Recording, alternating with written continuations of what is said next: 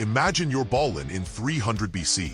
You've got a ship full of luxury cargo, a reputation for being that guy in the Mediterranean trade game, and a tan that screams, "I sail a lot." You're headed from Phoenicia to Piraeus, daydreaming about which ancient currency you're going to swim in next. Then boom! Nature hits you with an Uno reverse card. The ship sinks. The cargo sinks. You almost sink. And guess what? There's no insurance. No Coast Guard. No Baywatch, lifeguard slow motion diving in to rescue your sun-kissed philosophical booty. Just you floating in the Mediterranean, watching your net worth disappear beneath the waves like a Greek version of Titanic, minus the romance. That was the day Zeno lost everything. And instead of shaking his fist at the gods or starting a GoFundMe, which didn't exist yet obviously, he walked into a bookstore in Athens and stumbled across some Socrates fan fiction, aka philosophy. And that's when it clicked.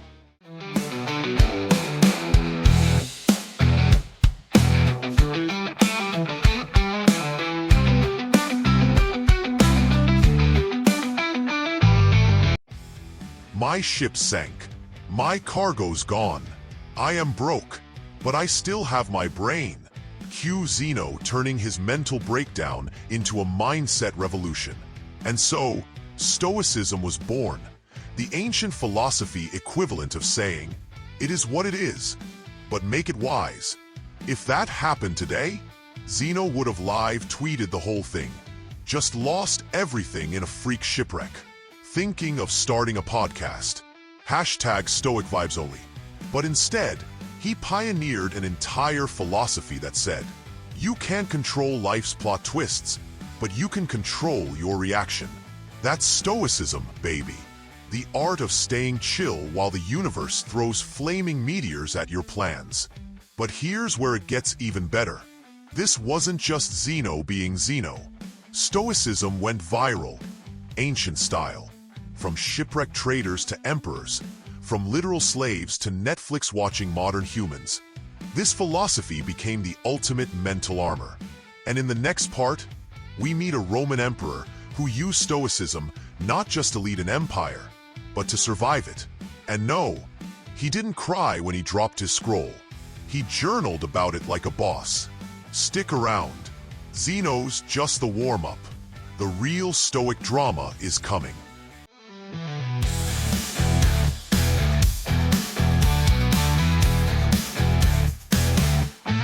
Previously on Stoic and Chill, Zeno loses everything in a sea disaster, has no ancient insurance, and instead of sulking or starting an emo liar band, he invents a life philosophy, Stoicism, the art of staying calm when the universe flips your table. But Zeno didn't gatekeep this idea. Nope, he didn't hide it behind marble walls and scroll paywalls. Instead, he took it to the streets. Literally, Zeno taught his philosophy in a public stoa. That's a fancy word for ancient hallway. That's why it's called Stoicism. Not because they were stone-faced, but because they had bad real estate options. You'd think it was just beardy dudes in robes, right? Wrong. Everyone showed up.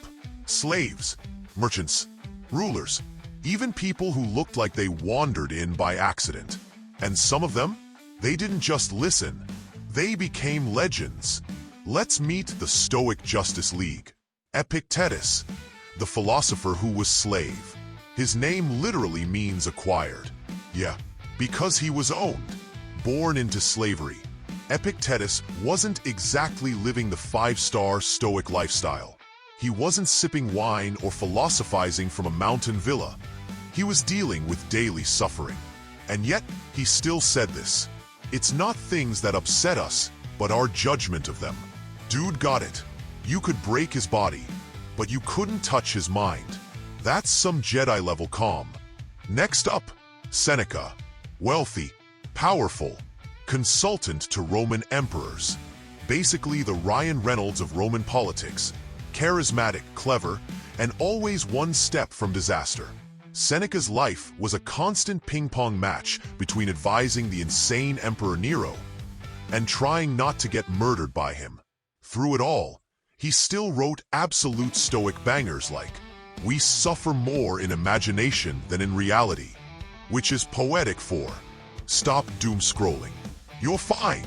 And now, the big boss, Marcus Aurelius, Emperor of Rome, leader of millions, and yes, a closet journaler. While his armies were fighting barbarians in freezing frontiers, Marcus was writing quotes that now live rent-free on your Instagram feed. You have power over your mind, not outside events. Realize this, and you will find strength. This man was running an empire, and still had time to write about inner peace. Meanwhile, I cry when my Uber Eats is late. So at this point, you're thinking, okay, cool, Stoicism is just being chill, right? Nope, it's deeper, darker, smarter. It's about flipping the script on life, turning suffering into strength, and learning how to actually not give a damn, but in an enlightened way. Next up, we're talking voluntary suffering, kitchen floor sleepovers, and how Stoicism became the ultimate emotional gym routine. Because yeah, you thought cold showers were just trendy? No, the Stoics were doing that before it was cool. Literally. Let's go. Time to get uncomfortably comfortable. This is where Stoicism stops being just a vibe and becomes an actual challenge. One that includes cold showers, floor naps, and enough discomfort to make your inner diva cry. Okay, picture this. You walk into your friend's house.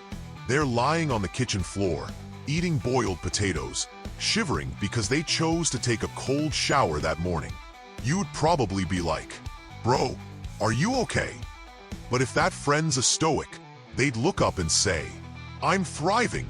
Welcome to the ancient art of voluntary discomfort, where you do uncomfortable things on purpose to build mental muscles. No, not because you lost a bet, not because your hot water's broken, but because you're training your brain to be unbothered when life sucker punches you later. Because here's the brutal truth. We don't get sad because bad things happen. We get sad because we didn't expect them. Rain sucks when you're outside without an umbrella. But if the weather app warned you, you shrug it off. The Stoics took this idea and ran with it, straight into freezing lakes and awkward sleeping arrangements. They said, expect the worst. Prepare for it. Then, if it doesn't happen, surprise. Bonus joy. If it does happen, you're already built different. Here are some real Stoic workouts you can try. No gym membership required. Cold showers, because hot water is a luxury. Stoics wanted to remember that every morning. Sleep on the floor. Yup. No mattress. Just vibes and a hardwood existential crisis. Wear ugly clothes. Seriously. Step out looking like fashion's worst nightmare to kill your ego and realize no one actually cares. Eat the same basic meal. Potatoes, plain bread, lentils if you're feeling spicy. All of this sounds insane until you realize the less you need, the harder it is for life to take anything from you. Today, we're bombarded with messages telling us more equals better, more followers, more money, more stuff, more abs, more skincare, and yeah, a little moisturizer's great. But chasing more can become a full-time job that leaves you mentally broke. Stoics were the original unsubscribers from this nonsense. They said, if your happiness depends on anything outside of you, you're screwed. Okay, maybe not in those exact words, but you get the point. So now we've gone from shipwrecks to self-inflicted potato diets, and still, we've only scratched the surface. Stoicism isn't just about chill vibes and no emotions. It's about radical self-mastery in a world that profits off your insecurity. Coming up next, what happens when you stop chasing promotions, likes, validation, and start asking one terrifying question: what if I'm already enough? Yup, we're going there. Part 4. External validation is a scam. Here's the Stoic truth, drops next. Ready? Let's break free from the clout trap together. Say less. Time to dismantle the ego, the hustle culture hype, and the dopamine-chasing hamster wheel that is modern life. Because the Stoics saw this mess coming centuries before Instagram ever did. Let's dive into part 4. Let's be honest. Most of us live in an endless audition for approval we didn't sign up for. We dress to impress strangers. We work overtime hoping the boss notices. We post the perfect selfie, then stare at our screens like, why did that only get 14 likes? I was glowing. Meanwhile, somewhere, Seneca is ghost scrolling through the afterlife going, why are y'all like this? Here's the Stoic cheat code. Don't base your value on things you don't control. Because once you do, you've basically handed your emotional thermostat to the chaos of the universe. Your job title could vanish. Your car will break. Your relationship might end in a surprise season finale. The Stoic said, control the controllable. Let go of the rest. Your effort, yours. Your discipline, yours. Your mindset, when everything explodes, still yours. Because Stoicism has been trying to tell us for thousands of years, external validation is a scam. And worse, it's a moving target you'll never catch. Let's run a scenario. You've been working your butt off for months. You've got spreadsheets, late nights, and caffeine-induced eye twitches to prove it. You finally walk into your boss's office like, this is it, promotion time. And your boss says, thanks for the report, but nah, now you spiral. Was I not good enough? Did Karen get it instead? I hate Karen. But here's the Stoic twist. What if your value wasn't tied to the outcome? What if you celebrated your effort, regardless of whether someone else stamped it as approved? That's freedom, baby. The world keeps telling us, you are only as good as your latest achievement. Your paycheck, your brand deal, your side hustle, your abs. The Stoics clap back with, nah, you're good when you choose virtue over vanity, progress over perfection, peace over performance. And they meant it. These people weren't just tweeting philosophy from a bubble bath. They lived it through wars, poverty, betrayal, exile, and emperorship. So now that we've ditched the need for likes, follows, and Karen's approval, what do we base our worth on? Next up, we go straight into the 4 pillars of Stoic living. Wisdom, courage, temperance, justice. Each one is like a philosophical power-up that lets you walk through chaos like, I am calm, I am composed, and I have potato leftovers in the fridge. Let's break down the Stoic code like it's ancient moral kung fu. If you enjoyed this short history lesson, subscribe to the channel.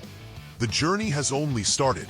And don't forget to smash the like button and share your comments on how you use Stoic wisdom in your daily lives. Coming soon, the 4 Stoic virtues, a life framework that still hits.